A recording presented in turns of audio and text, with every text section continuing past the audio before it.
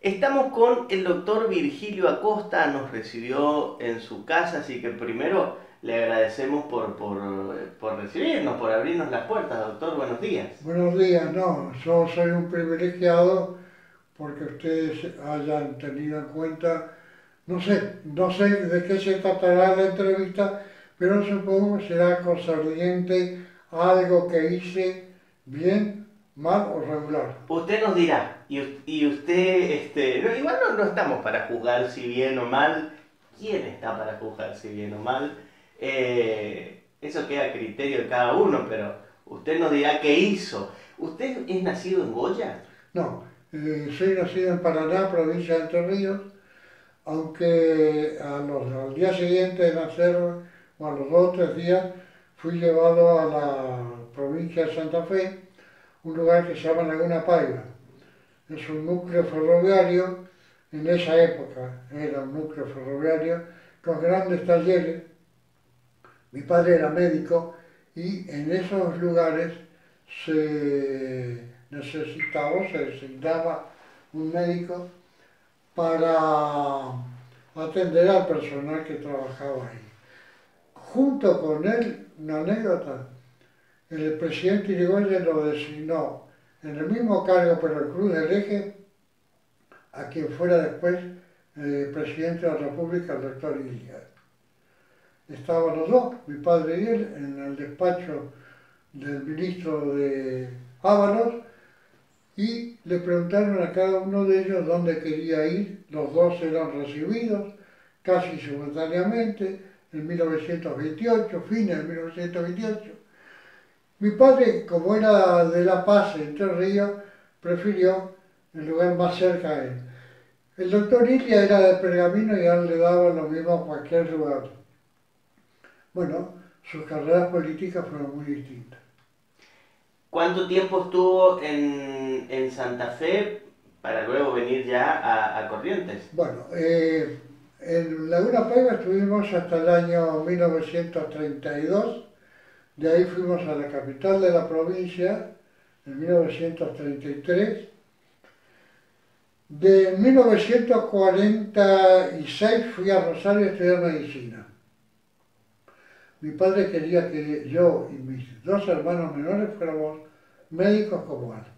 Mi madre era obstetra, así que en la familia había una línea dirigida a esa especialidad de las profesiones.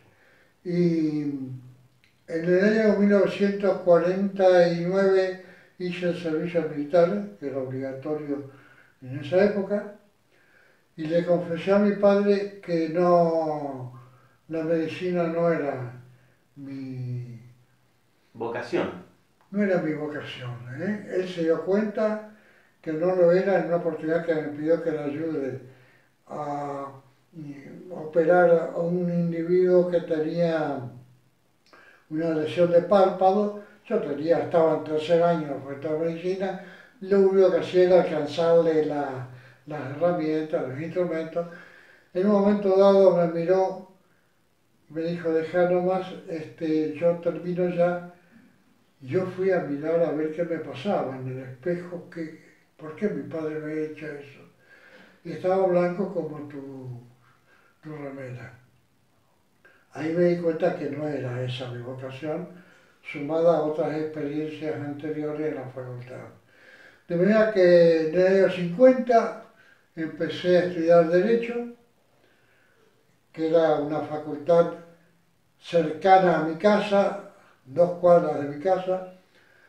Terminé en 1953 y en ese año me entero por un colega, amigo de Santa Fe, por el esposo de una maestra particular que tuve yo, que era fiscal en lo criminal acá en la ciudad de Corrientes. Y él quería volver a Santa Fe, lo cual le permitían, así entre comillas, hacerlo si traía un reemplazante. Cuando él se enteró que yo me había recibido de abogado, me ofreció, se puso en contacto con las autoridades en ese entonces de acá de la provincia. Yo pedí autorización a mis padres, así se estilaba en esa época, para venirme a Corrientes. Asumí en septiembre de 1953 el cargo de fiscal número 2 y fiscal en lo criminal y correccional. No tenía la edad suficiente para ser juez, que se requiere, la Constitución requiere 25 años, pero al año siguiente me propusieron, me nombraron provisoriamente hasta que pudieran mandar el pliego cuando yo cumpliera los 25 años al Senado. Me dio acuerdo, fui juez en lo criminal y correccional número 2 en la ciudad capital de la provincia. De ahí me trasladaron a Goya, donde fui juez de instrucción, y también en lo criminal y correccional. Y en 1955 quedé cesante a raíz de, en estos días, octubre de 1955, a raíz de la revolución que derrocó al presidente Perón, cesamos en nuestras funciones todos los jueces del país. Bueno, esa es la historia hasta el año 55. Volvamos a la infancia. Usted mencionó que tenía hermanos. 2 hermanos menores.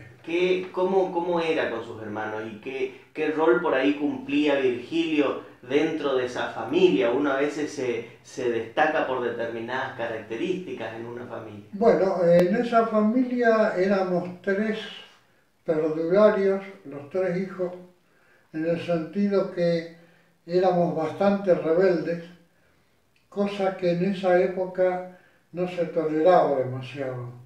En esa época los padres ejercían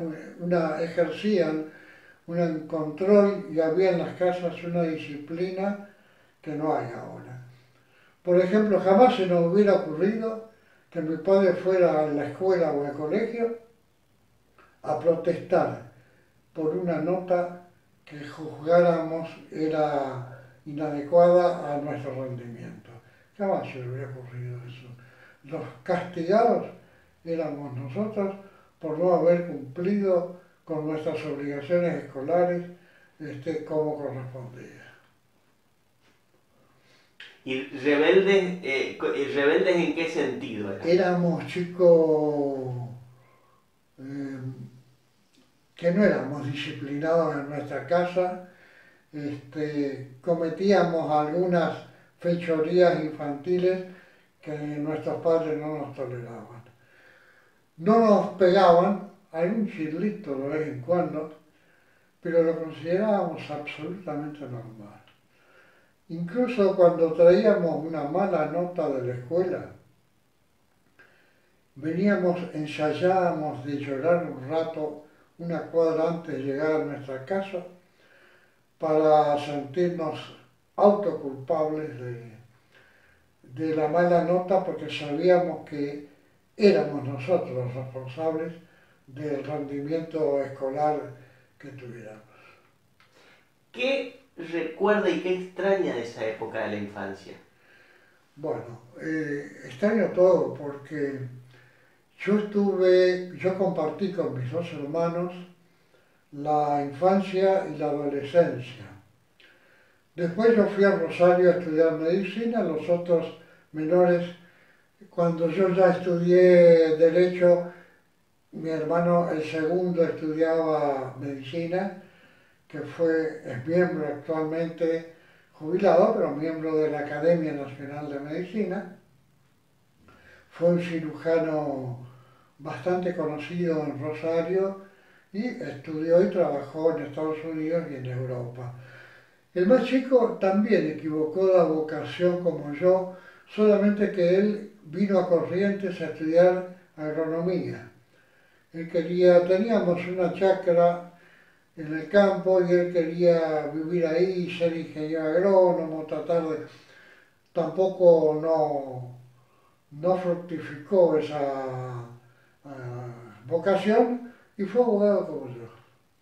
Nos separamos a los 17 años, cuando yo tenía 17 años, y desde entonces vivimos en 3 ciudades distintas. Nacimos en 3 lugares distintos. Yo en Paraná, mi segundo hermano en Laguna Pava y el tercero en la ciudad de Santa Fe. Y desde que nos separamos vivimos en ciudades distintas. Y nos extrañamos, el segundo tiene 87 años, 88 va a cumplir, el tercero 85, y tenemos realmente uno de los problemas de nuestra vida es no poder juntarnos con más asiduidad. ¿Cada cuánto se juntan?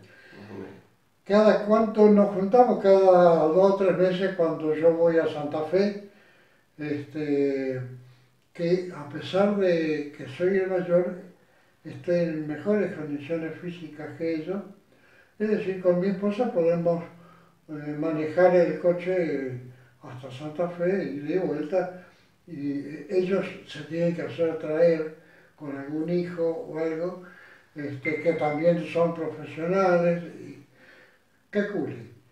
Yo tengo 3 hijos abogados, 3 nietos abogados y un bisnieto, que es este que está ahí. Creo que irá a salir abogado. Si también lo hace, va a estar también en la senda correcta. Le iba a preguntar respecto de los hermanos. Hay hermanos que se ven mucho menos todavía, así que Sí. 2 o 3 meses bastante bien, Sí. los tiene una relación bastante juntos. Usted mencionó que es el de mejor condiciones físicas, el de mejor salud. Por ahí no hay una clave para decir cómo cuidamos la salud. ¿Usted cómo cuida su salud? ¿Qué le parece que uno tiene que tener incorporado una disciplina para Claro, bueno, mantenerse saludable? yo lo hacía instintivamente, hacía ejercicio físico, deportes, jugaba al fútbol, hasta no hace mucho jugaba al fútbol con mis nietos en la playa. A mis 2 hijos varones quise inculcarles lo mismo, pero me equivoqué en el discurso que les hice para hacerlo. Les dije que si ellos practicaban deporte, cuando fueran grandes, iba a ser como yo. En ese momento levantaron la vista y me miraron, se miraron entre ellos y resolvieron que no iban a hacer tanto deporte o el mismo que yo. Y aquí como un mal ejemplo puede destruir un buen argumento. Yo no me hubiera puesto de ejemplo que me miren a mí como era para que ellos me imitaran. Además normalmente comí comida sana. No digo que fui vegetariano porque soy enemigo de los extremos, pero me cuidé. No obstante eso, todavía tengo enfermedades que son incurables, es decir, que están en mi organismo, que están latentes, que las pude curar o mitigar sus efectos alguna vez, pero que todavía subsisten. Tengo un problema cardíaco, una insuficiencia coronaria, que eso está ahí tratado. Tuve una EPOC que se llama, es una enfermedad pulmonar que viene por la enfermedad obstructiva crónica, por haber fumado, que fue mi gran error, creo que el único error en el tratamiento de mi propio cuerpo. Fumé durante muchos años, dejé de fumar y controlé, es un EPOC nivel 1, es decir, una insuficiencia respiratoria que no es demasiado grave. Tuve una hepatitis a virus B, es decir, yo no puedo ser donante de sangre, porque el virus sigue para siempre. Tuve también una enfermedad en mis vértebras cervicales, que esa fue lo que más sentí, pero de la que pude curarme. No obstante eso, seguí viviendo normalmente, trabajando, salvo un periodo de 3 años que no pude trabajar, pero después volví otra vez a mi actividad. Bueno, ocupé todos los cargos judiciales de la provincia, desde agente fiscal hasta ministro del Superior Tribunal. Luego ingresé al Fuero Federal, fui juez de la Cámara Federal de Corrientes y ejercí la profesión en los intervalos. Así que no le quedó nada pendiente en el ámbito personal, profesional, perdón. Diría que no, que hice todo lo que había que hacer. Si lo hice bien o mal, será la gente lo que los diga, los especialistas. Acá están los 23 libros que escribí, que publiqué. Escribí más de 23, pero publiqué estos. Algunos libros, 11 libros o 12 de naturaleza jurídica, y los otros ensayos, novelas o cuentos, poesía, teatro. Y tuve otra vocación.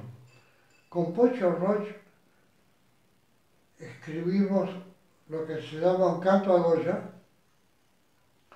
él la música, yo la letra, que nunca, es decir, se dio en algunas ocasiones, pero que nunca lo hicimos. Está en Sadaic inscripto. Nunca quisimos hacer un acto público para eso, porque consideramos que le faltaba perfeccionarse en algunos aspectos musicales. Además, están grabados con su propia voz, ya en una edad en que era preferible para el auditorio una voz más joven. Y ahí quedó un canto a Goya. O sea que además de la vocación por el derecho, la escritura, la literatura Sí, y la música. la música y el teatro. ¿Y el teatro también hizo teatro? Sí, acá estuve en Candilejas. Al poco tiempo de llegar a Goya, había en Candilejas necesidad de incorporar otras, otras personas para... Bueno, escribí un libro de teatro que se lo voy a obsequiar a usted, Bueno, una obra de teatro. el cielo está dentro, lo vamos a mostrar, espero que lo puedan ver ahí. El cielo está dentro. Escribí una obra de teatro y acá en Candileja dirigí 2 obras de teatro y dirigí y protagonicé como actor 2 obras de teatro de Chekhov, uno se llama El oso y el otro Pedido de mano. Y cuando se celebró un aniversario, creo que el 75 aniversario de la escuela normal, entre los festejos estaba una obra que se llama Ha llegado un inspector, en la cual participé como actor también en esa obra, con algunos muchachos ya, la mayoría desaparecidos, ¿no?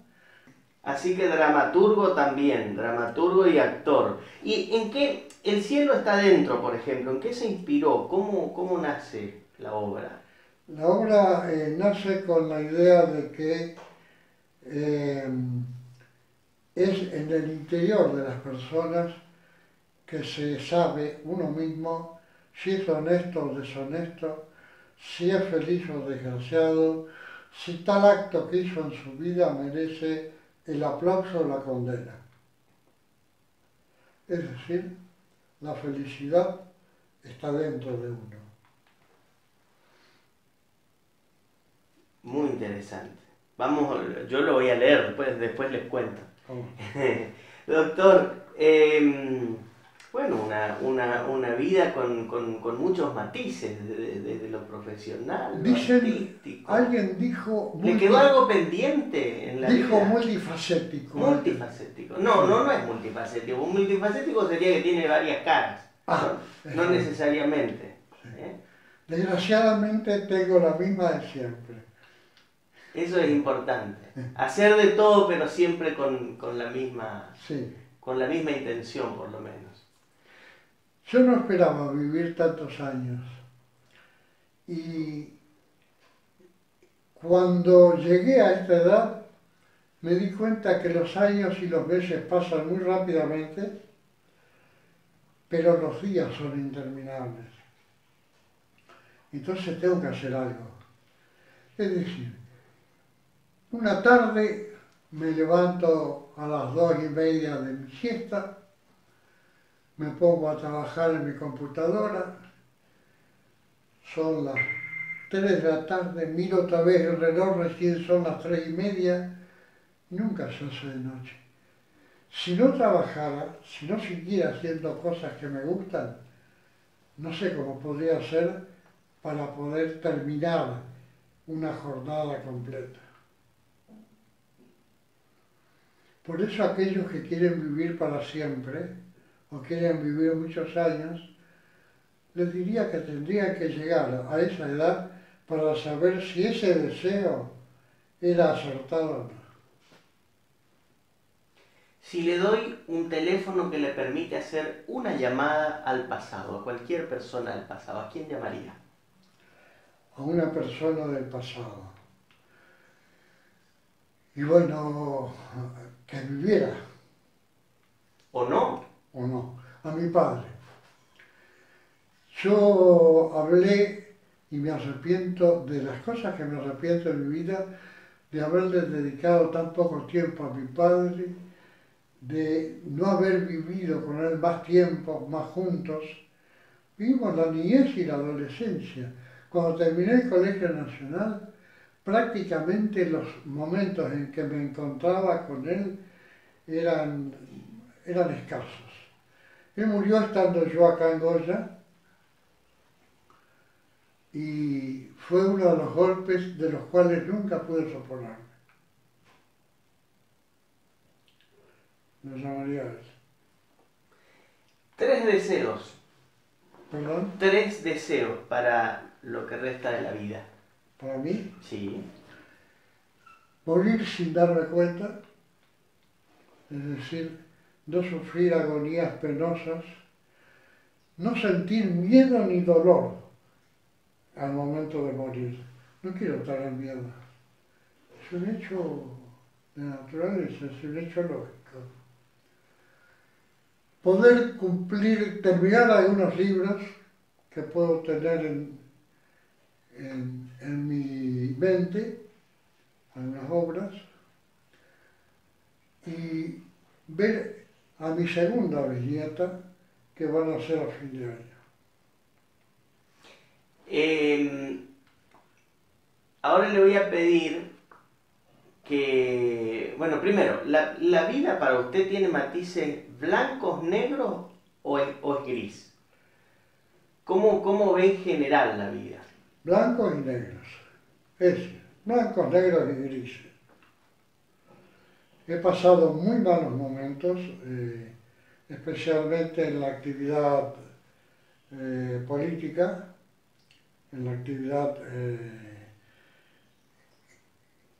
Yo nací en 1928, el año siguiente fue el año de la Gran Depresión Mundial, la crisis de 1929, que en la Argentina conocemos como la crisis del 30, y desde entonces hasta ahora, cíclicamente, han venido repitiéndose episodios de orden local, provincial, nacional y mundial, que me han hecho de la realidad algo extraño, algo que quiero rehuir, y pienso que el hecho de escribir ficción me aparta un poco o me da una tregua de las cosas que no me gustan de la vida real.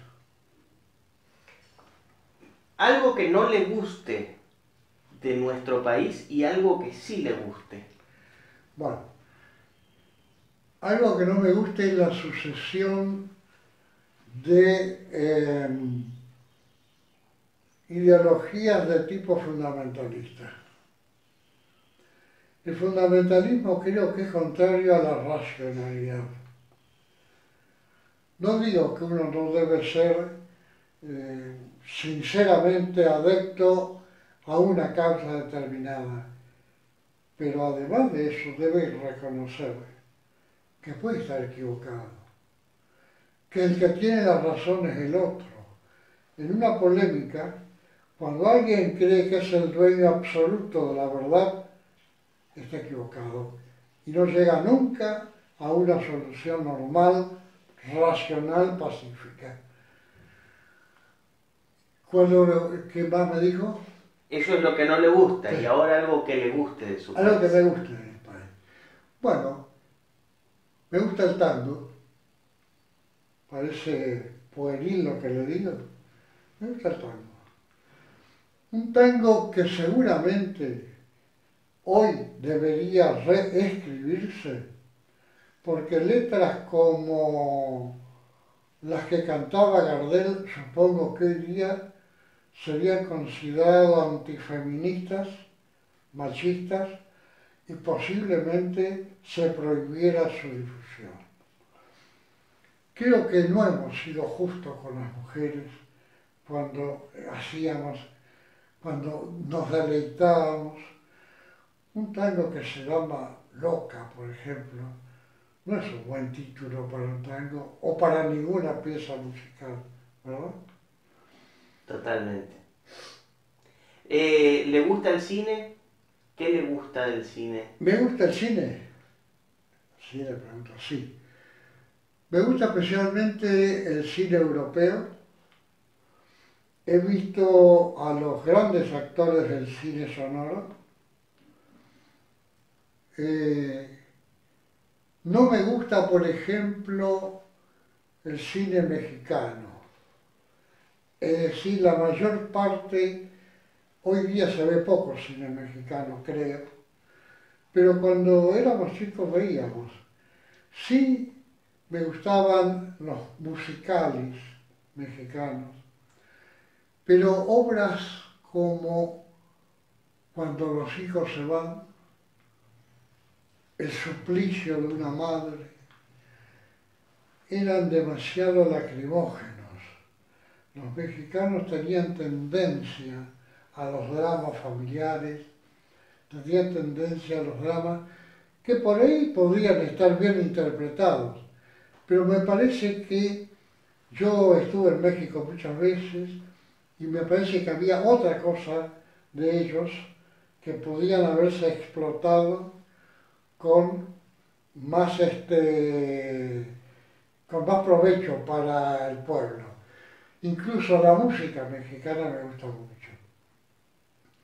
El bolero es una de mis músicas predilectas. Y hablando de música, en nuestra provincia me gusta el chamamé. Somos autores, les repito, con Poncho Roch de 12 chamamés, que son para la ciudad de Goya. México tenía una música propia, tiene, pero hay boleros, por ejemplo, como María Bonita, boleros como Acapulco. Estando yo en una playa de Acapulco, soñaba, volví a repetir mentalmente algunas estrofas que me impactaron. ¿Será que fui de chico romántico? Mi primer libro lo escribí a los 16 años. A los 18 años se publicaron. Se ha apagado una estrella. Ese libro lo escribí... ¿Usted estaba dentro de la secundaria todavía a los 16 años? Sí. Bueno, me publicó la editorial Castelví, en esa época la más importante de la ciudad, y no estoy conforme con haberlo publicado. Debí haberlo escrito, pero no publicado. ¿Por qué? Hoy día me doy cuenta que técnicamente no era un libro para ser publicado. Sí, el último que escribí, el último libro de poesía, también le voy a obsequiar con un ejemplar. Esto lo Buenísimo, escribí en muchas gracias. Copete, Hora de marcharse. Hora de marcharme, sí. Es decir, el primer libro cuando tenía 16 años, el último cuando tenía cerca de 80. ¿Sí? Estoy mucho más conforme con este libro que escribí a los 80 años que con este a los 16. Este escribió a los 16 y este a los Este a los 80. 80. Y usted me dice que el primer libro que escribió quizás hoy lo vuelve a leer y técnicamente no lo publica. No lo apruebo. No me lo No sé apruebo. si se logrará a distinguir. Uno cuando va creciendo, yo tengo mi idea, pero usted tiene más años que yo y me puede decir Algunos más más. sólidamente. ¿Piensa más lo que dice? Sí. ¿Dice menos porque lo piensa más? ¿Cómo? Digo porque por Pienso esta primera que observación. en aquel tengo, en el libro último, tengo en cuenta la técnica literaria, la técnica del soneto, la técnica de... Pero en este libro creo que es más auténtico. Es decir, no era tanto desde el punto de vista racional, sino como desde el punto de vista emocional que predominaba acá. Es decir, era más ingenuo este libro que este. Entiendo. Bueno, todo lo que descubrimos, doctora Costa, de su persona, por ahí muchos lo vemos, Bueno, trato sigue frecuentando el teatro, por ahí los eventos de SADE quizás. Sí, cuando puedo lo hago. Cuando puedo lo hago. Recuerdo que cuando estaba escribiendo este libro formaba parte de una sociedad literaria en Santa Fe, donde había un poeta, Julio Miño se llamaba, de San Javier, acá, provincia de Santa Fe. Cuando me vio tan joven, me dice, ¿vos quién sos? Le digo, bueno, yo soy fulano de tal, José Acosta. ¿Cómo? José Acosta. Y me dice, lindo nombre pa' pobre. Y realmente ese era un nombre realmente para un pobre, José Acosta. Y la ocurrencia de él realmente no se cumplió. ¿En qué cosas usted se sintió pobre en esta vida y en qué cosas se sintió rico? Bueno, pobre me sentí en no poder cumplir con mi padre y con mi madre. Mi madre era obstetra, es decir, la profesión médica estaba en la familia ya arraigada. El no cumplir con ellos porque les hubiera dado una gran alegría y no tuve. Yo no fui médico porque no tenía capacidad para ser médico, ni capacidad técnica. Mi padre era cirujano y él quería que fuera cirujano como él. Y para eso es necesario estar dotado ya por la naturaleza de una facultad técnica que no tenía. Si yo hubiera pensado, por ejemplo, en ser psiquiatra, cambiaba totalmente la cosa, ¿no? O psicoanalista. Bueno, pero me sentí pobre por eso, por no haberle podido dar a ellos lo que ellos realmente querían de mí. Y me sentí rico en haber sido tolerante con la verdad. en muchos aspectos de mi vida. Siendo juez, yo una sola vez dicté una sentencia a prisión perpetua, a prisión perpetua. Y nunca pude sacarme de encima el temor de poderme haber equivocado. Creo que no, pero la posibilidad existe. Entonces, cuando un juez no cumple con las prescripciones de su propia ética, por más que digan lo que digan los demás, ya siente una frustración en ese momento. Una de las funciones más difíciles es la de juzgar. ¿Por qué? Porque usted tiene un expediente penal 2 años, 2 meses antes de toda la sentencia en su escritorio, lo mira, lee este testimonio, lee el otro, y dice, ¿habré meditado bien lo que se dijo? Hay un escape para eso, una fórmula, algo para poder escapar, que es el decir, no estoy convencido de que la prueba reunida, no existe en mí el convencimiento de que la prueba reunida pueda significar A o B. Y por lo tanto voy a elegir la solución que sea menos gravosa al imputado. Cuando se absuelve por dudas, cuando vos leas en alguna parte fue absuelto por dudas, es eso. El juez teme equivocarse y esa equivocación condenando a alguien que no fue culpable es irremediable. No hay forma de poder reparar un error de eso. ¿Qué le falta a Goya hoy desde su perspectiva? Para su gusto, no en general, ni... ¿Qué le falta desde el punto de vista urbanístico, desde el punto de vista social? Para su gusto, usted, ¿cómo quisiera ver a Goya? ¿Cómo quisiera ver el siguiente paso de desarrollo de Goya? ¿Cómo la quisiera ver?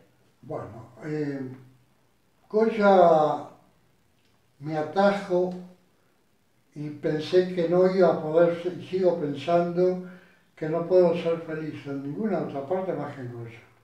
No podría ser feliz. Es el mejor lugar que he encontrado para pasar estos últimos años. Si tuviera 20 o 25 años, a lo mejor sería distinto. En esta ciudad, para que realmente pueda cumplir desde el punto de vista social, que las polémicas fueran menos agresivas. Acá se crea esta ciudad, fíjese que el nombre, ni siquiera del nombre estamos seguros. Con el doctor Walter Grosse y con la profesora Margarita Fugatini, a pedido de la Cámara de Diputados de la provincia, hicimos una investigación sobre el nombre de Goya, sobre cuál era el nombre de Goya. Y es decir, confirmamos un descubrimiento de un historiador Carranza, que por primera vez se menciona el nombre de Goya en un acta de secuestro de cueros de contrabando que se hizo acá en Paraje Batel en 1792, el 9 de noviembre de 1792. La Cámara de Diputados y la legislatura de la provincia declara que por primera vez el nombre de Goya es el 9 de noviembre, es oficial, se convierte en oficial el 9 de noviembre de 1792. Eso nadie lo menciona, pasa la fecha desapercibida, no es para que reclamar mi parte en ese descubrimiento, sino simplemente porque creo que a todos los goyanos nos conviene tener algún acta de nacimiento o algún símil de un acta de nacimiento. Lo que no se puede hacer ahora, a mi manera de ver, es crear un centro histórico. Los centros históricos no se crean. Los centros históricos están o no están. A Jorge Luis Borges le presentaron una vez un amigo y él le preguntó, ¿y usted de qué se ocupa? Y dijo, yo me ocupo de crear cosas antiguas, de fabricar cosas antiguas. ¿Cómo? Cosas fabricar cosas. No sé. Entonces, usted no puede crear un centro histórico donde no había. Usted lo que puede es preservarlo, no crearlo. Si esta ordenanza que se sancionó hace un par de días habla de crear un centro histórico, es un error que había que enmendar. A mí me gusta vivir en esas casas, en casas antiguas.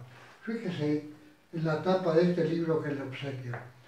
Esto estaba en el fondo de mi casa. Esto es un tapial vecinal. A mi vecino le pedí autorización para hacer esta puerta que no se abre, que pertenece a esa época. A mí me gustaría vivir en esas casas. Me gustaría vivir en una casa de estilo italianizante o neoclásica. Lo que no me gusta ni tolero, ni voy a tolerar, es que me obliguen a eso.